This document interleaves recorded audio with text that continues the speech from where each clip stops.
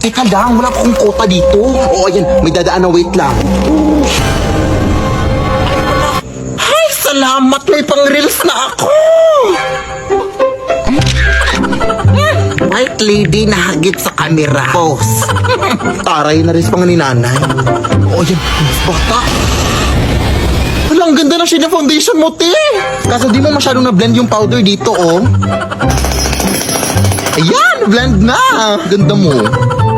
No, bakit parang wala na natatakot? Ate, bakit di na kayo natatakot sa white lady? Gaga, mas nakakatakot kasi yung korupsyon na nangyayari sa Pilipinas ngayon. Ang lulusog na ng mga buhaya.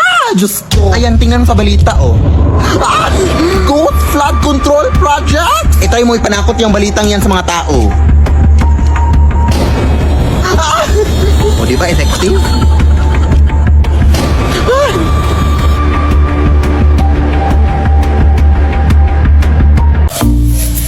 Ano ba? Di na makita yun na ano? Number 1, lola mo ba sa gulera kapag may kaaway ang apo? Bakit mo tinulak ang apo ko? Ikaw ba nagpapakain dyan? Ay, teka. Ayan, pwede na bang itulak? Lola mo ring pranding at dilulu. Ay, dito ka apo! Mukhang madurukot yan ang mga bata. Ay, wow! Over na sa mandurukot. At sa apo mo ba yan? Oo. Ay, akala ko mama mo.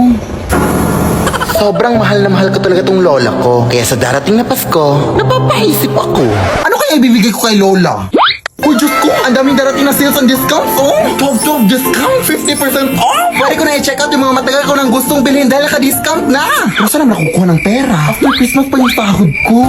Buti na lang, pwedeng umiram ng instant cash at Gcash through Chilon. Maagang pamasko dahil sa Chilon. Super madali at mabilis lang din mag-apply. Open mo lang Gcash app mo and go to Chilon. Tapos makikita mo yung maximum loan amount, interest rate, at iba pa. Kapag eligible user ka na, i-fill up mo lang yung mga details, and yes! Successful ang pag-loan mo! Kaya di na kailangan mag-antay pa ng Christmas bonus. Sa G-Loan, maaga ang pamasko.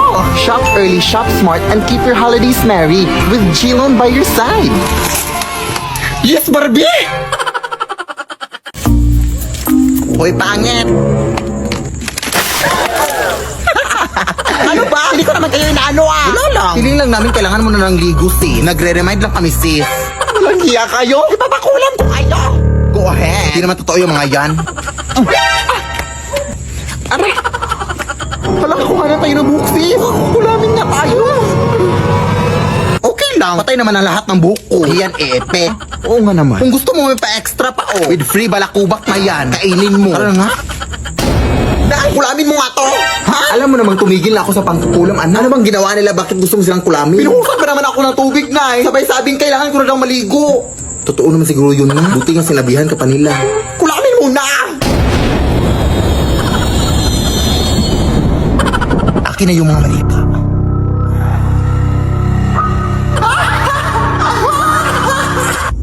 Kailangan pa talagang tumawa na.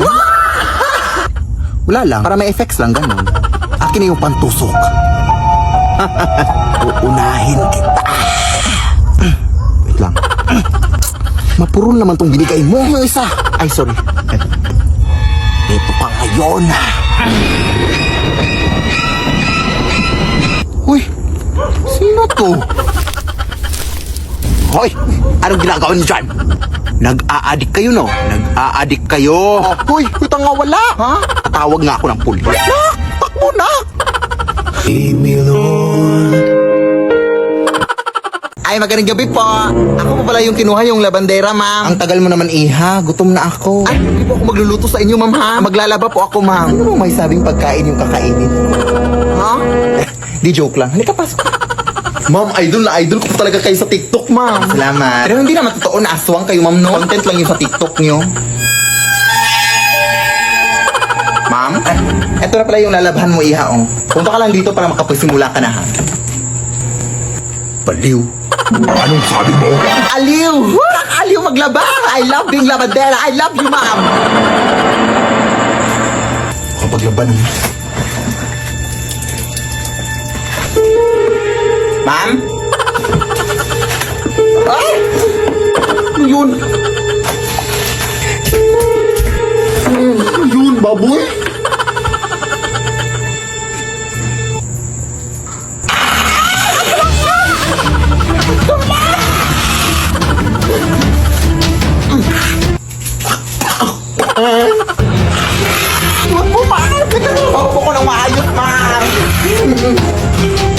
Di ba sabi mo, nagutom ka? Wes, ipagluluto na kita, ma'am. Ano gusto mong ulam? Ikaw!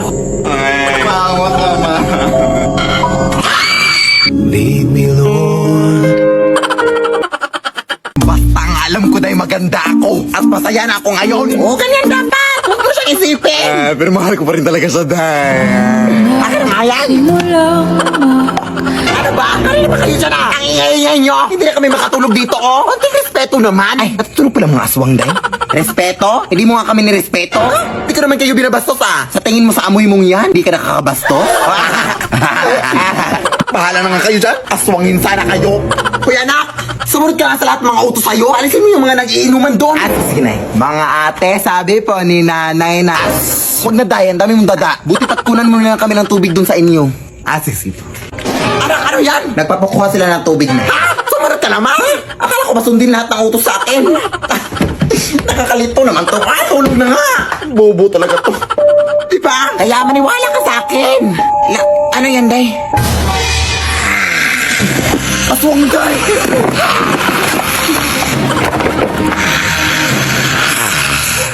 Parang! Nagawa mo po talaga matakot kaysa magpasalamat, Day.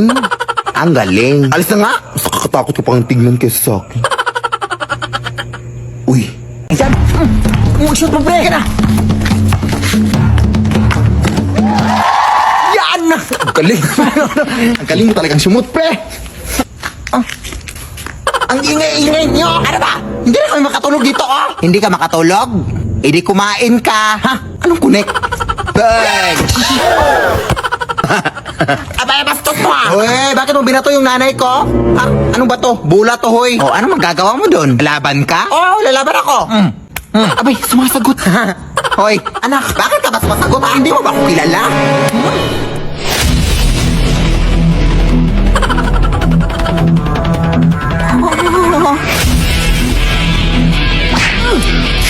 Sige anak, go!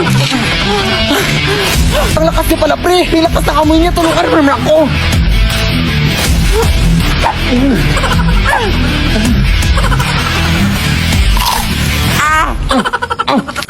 Roy, ang lakas niya nga.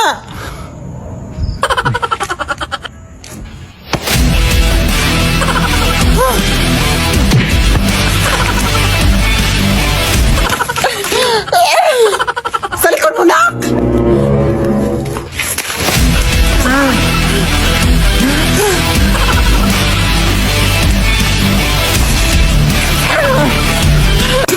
Kadiri!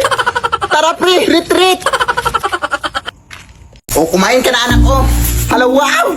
Saan mo ito nabili na eh? Ay, hindi ko yung binili, uy. Nakuha ko yan doon sa lamay, sa kabilang kanto. Galing to sa patay! Alam mo na ang bawal yun na eh. Baka masundan pa tayo ng patay. Hindi tayo masusundan ng patay, uy. Hindi naman alam ng patay kung saan tayo nakatira. Hindi ko naman binigay yung address. Sige na. Bahala na.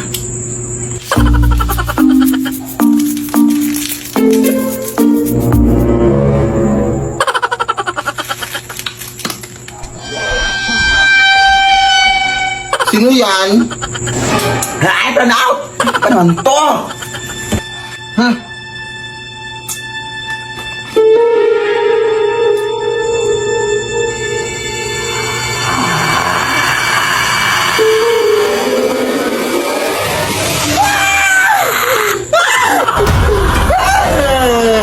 Bawa ka sa akin, kuya! Hindi mo ako yung nagdala ng mga pagkain, kuya! Pabong namin ko po! Kung gusto mo, isaulin ko itong mga pagkain sa'yo! Ito! Isaulin natin sa inyo! Naong na! Hatid pa kita! Lead me, Lord. Nay, pahingi ng baon. Di papasok na ako sa eskwelahan. Uy, naku! Kumahingi ng baon, oh. Parang may utang ako sa'yo. Bilisan mo na, Nay. Malilit na ako. Alam mo ba, nak, kami dati wala kaming baon. Bakit ko dun? Dati, nung nag-aaral pa ang nanay, ang ulam ko bago pumasok sa eskwelahan ay asin.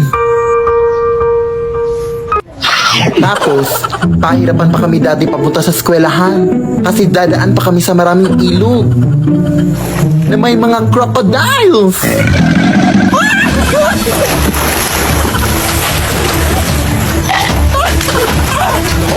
Yung mga tsinelas din namin dati ay gawa sa dahon ng saging.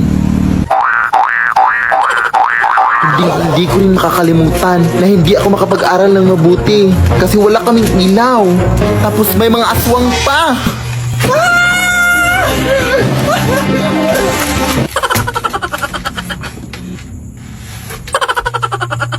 Kaya ikaw, anak. Nay! Ha? Nay! Ha? Nay! Di ka pa patapos dyan? Gabi na, oh! Baon lang hinihingi eh. Ang dami mo nang nasabi. Matutulog na lang ako, uy. Uy,